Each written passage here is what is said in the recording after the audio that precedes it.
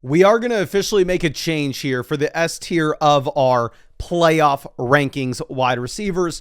For quite some time, we've had JSN, Puka Nacua, and Ja'Marr Chase all in the S tier. I don't think anybody comes close to JSN or Puka Nacua, though. I mean, these guys have been so damn good, where if you're looking at Jackson Smith and Jigba, since week 5, yes, week 5, that's about 2.5 months ago, he's had one game with fewer than 20 fantasy points. Going over and looking at Puka Nacua, he has been incredible with the blow-up game this past week. 167 receiving yards, multiple receiving touchdowns, and that was not even his best game this year. I will say with Puka, though, and with JSN, they're going to have a tough matchup playing against each other in week 16. Going over to Ja'Marr Chase, Ja'Marr actually maybe has a better schedule. He just hasn't seen the same level production with Joe Burrow under center in comparison to what you had with Joe Flacco. Like, you really did have those 3 games against the Lions, the Packers, and the Steelers in weeks 5 through 7, skewing the data that you've had for Chase this year. Like, Chase over the past 3 games has actually not eclipsed 20 fantasy points, but he is currently the number 1 wide receiver in the league in targets per game. So I still think Ja'Marr Chase very easily could be the wide receiver 1 the final 3 weeks here.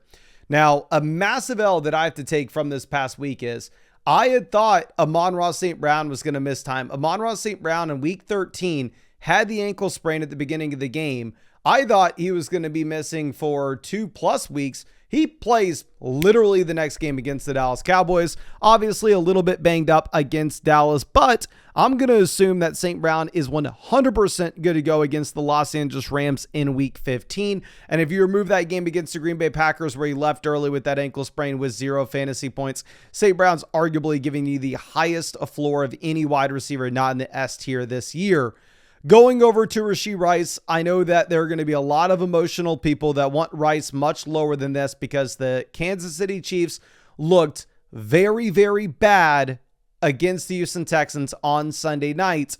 Rashee Rice dropped that big ball at the end of the game, but Rashee Rice still had 8 targets. Rashee Rice this season is still averaging 19.7 points per game. This team is still in the playoff hunt, so I don't think they're going to let the foot off the gas for the fantasy playoffs here.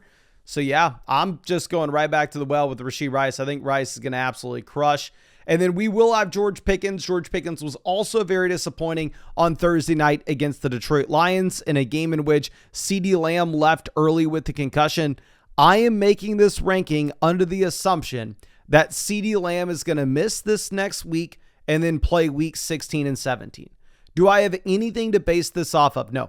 The only thing I have to base this off of is it looked pretty nasty, the concussion that CeeDee Lamb suffered on Thursday night, but he has 10 days to recover. So there is a non-0% chance that Lamb is back this week. And if that were to occur, then honestly, I probably would need to go ahead and move Pickens down and move Lamb up these ranks. Then Nico Collins is going to be the wide receiver 1 for my own fantasy team. I really like the floor that Nico Collins gives you with the target volume, the receiving yards, the receptions. What's actually crazy here with Nico is that over the past 6 games, you've had at least 14.5 fantasy points in 5 of them. He's been at least a top 24 wide receiver in 5 of them, and he's only scored 1 touchdown. So if the touchdowns are there soon, I'm going to be a lot more excited. Week 15, we get a great matchup against the Arizona Cardinals. Sadly, I'm not going to be able to take this matchup because I have a bye week for my own team. Then Davante Adams will be our next receiver. Davante Adams was disappointing in week 14, but we know who Davante Adams is at this point. Davante Adams in weeks 7 through 13. Let me do some quick little math in my head here. I believe, if this math is correct, he has scored 11 touchdowns in 6 games. He was almost averaging 2 receiving touchdowns per game in a 6-game stretch. So, of course, efficiency is eventually going to hit. If you're looking at this next week against the Detroit Lions in week 15, possibly is the highest scoring game of the week. And then going over to CeeDee Lamb, my ranking of CeeDee Lamb here is operating under the assumption that he misses this week with the concussion, comes back in week 16 and 17, where presumably he will be a top 5 option for me in my ranks. Now, moving over to Drake London.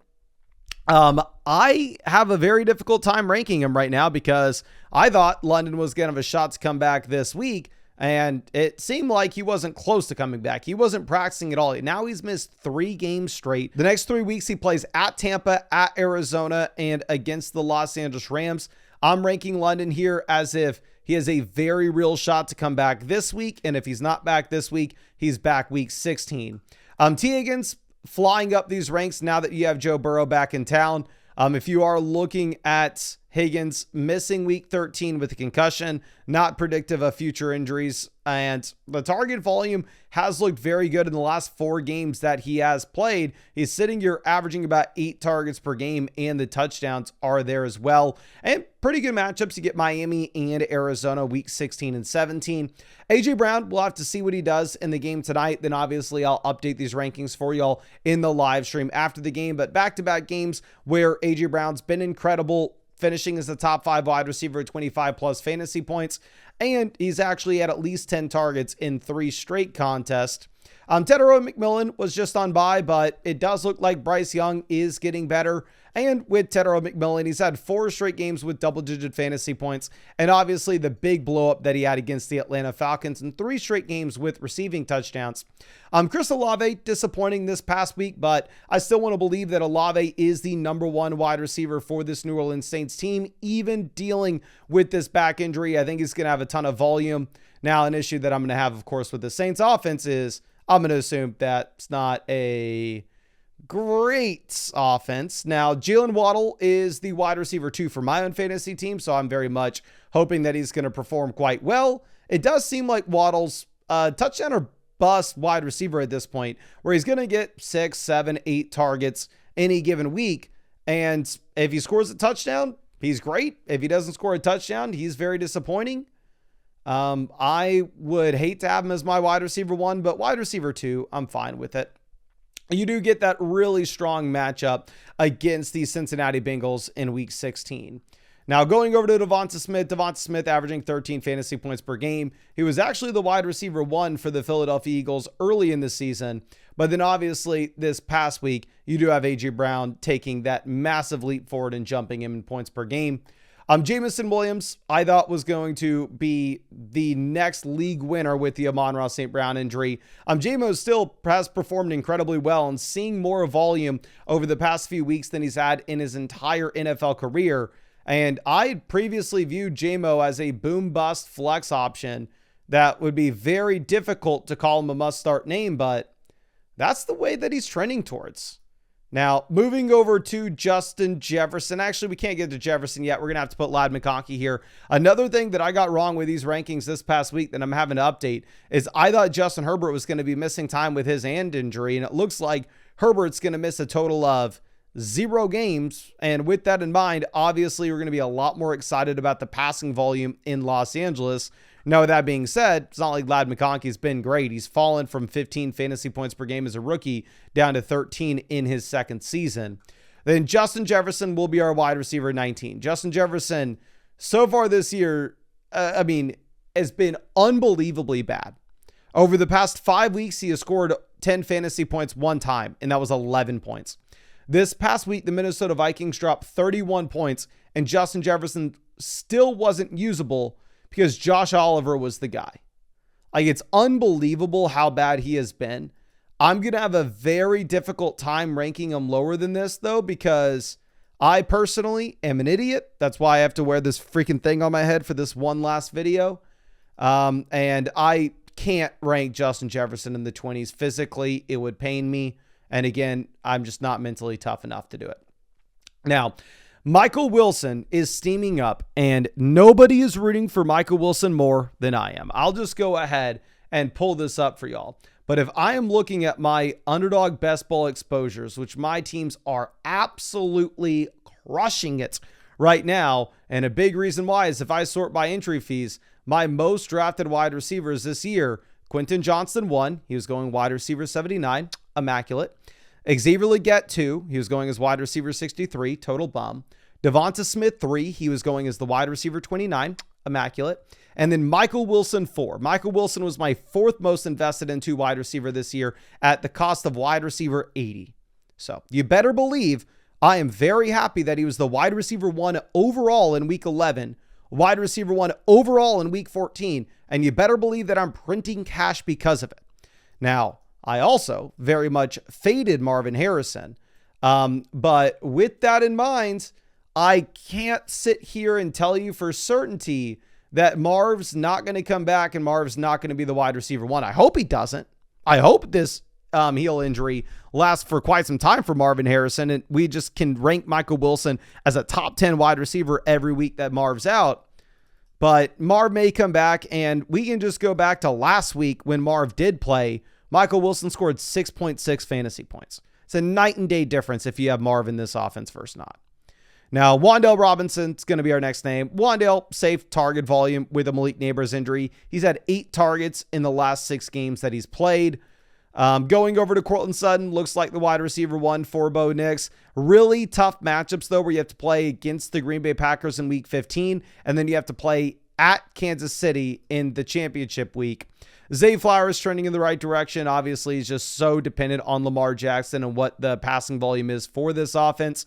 But ultimately, at the end of the day, it's going to be difficult to be excited about Flowers, knowing that he has not scored a touchdown since week 1.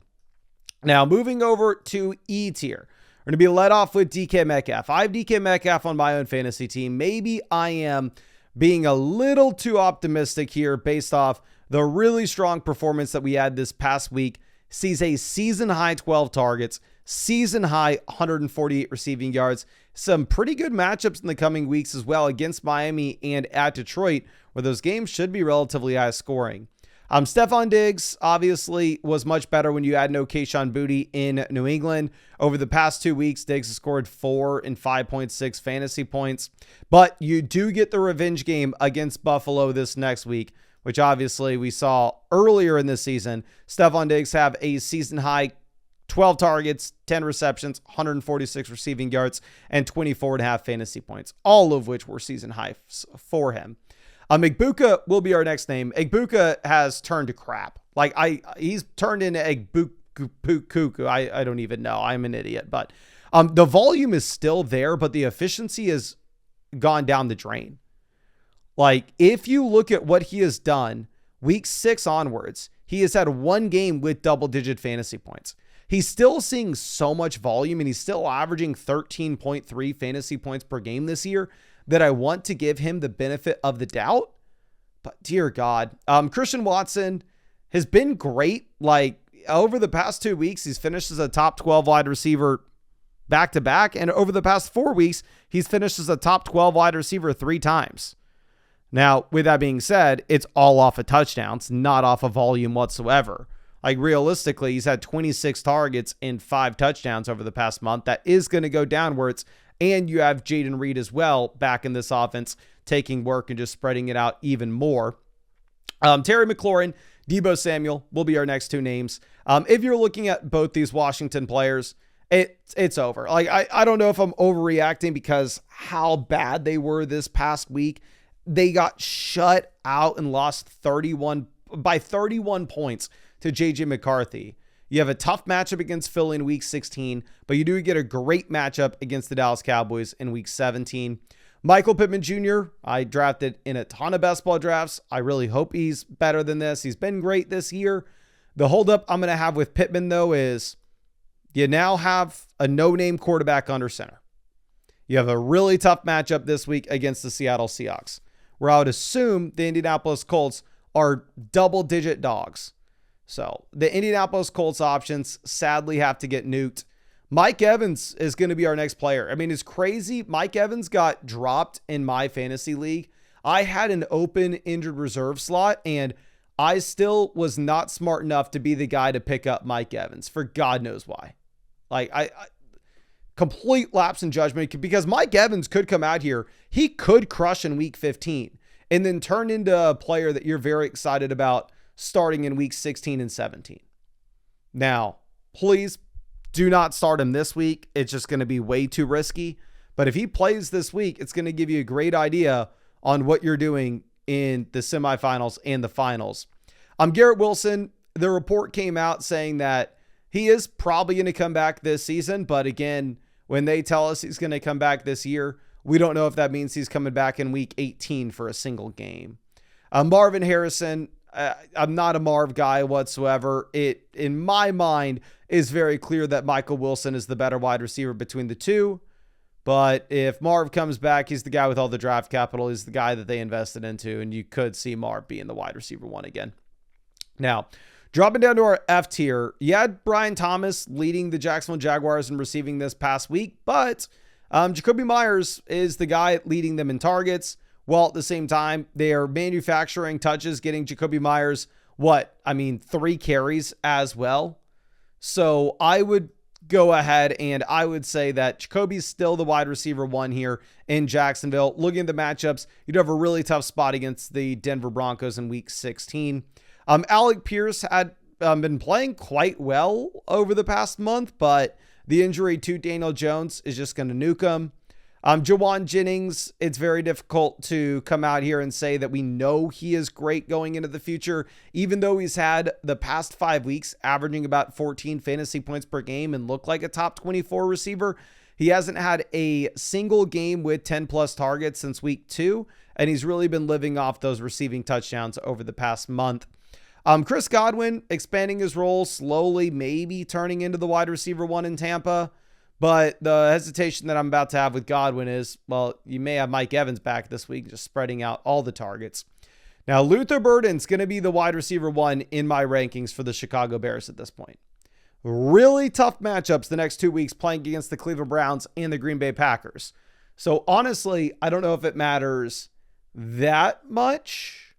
But yeah, Rome Odunze maybe comes back this year. Maybe he doesn't. I definitely wouldn't rely on Rome in week 15 or honestly, it's going to be tough to even say that you could rely on him in week 16, 17 because Rome had been so bad before the injury. Quentin Johnston, my number one drafted player in best ball. He had already returned value with what he did at the beginning of the year. Anything we get at this point is just sprinkles on top of the cake. The big Q, come through for us tonight, buddy. I'm really rooting for you, but if I'm going to be honest with everyone here, Quentin Johnson, not reliable. I would never want to tell anybody to start him. Khalil Shakir, really cool touchdown for the Buffalo Bills this past week, but he had 3 targets. Khalil Shakir, I would never want to tell anybody to start him. I'd never want to tell anybody to start Jordan Addison if he's the second option for J.J. McCarthy. I mean, I drafted a lot of Xavier Worthy as well, but I'm never going to want to tell anybody to start Xavier Worthy. Never going to want to tell anybody to start Romeo Doubs, Ricky Pearsall, Jaden Reed, Keenan Allen, DJ Moore. Really, the only wide receivers that I'd want to tell you to start would be the guys in F tier or above. Like, if you're having to dip down below that, I honestly question how you even made the playoffs, if we're going to be honest with each other. But I really appreciate y'all and really hope that I was able to help you out in some way. Again, I want to remind you, if you made the playoffs, you're welcome. I can take all responsibility for it. I'm the reason you got there. However, if you miss the playoffs, you need to do a better job managing your fantasy football team. I take zero responsibility for you not making it. Much love, ladies and gentlemen. Really appreciate you, and I'll see you in the live stream later tonight.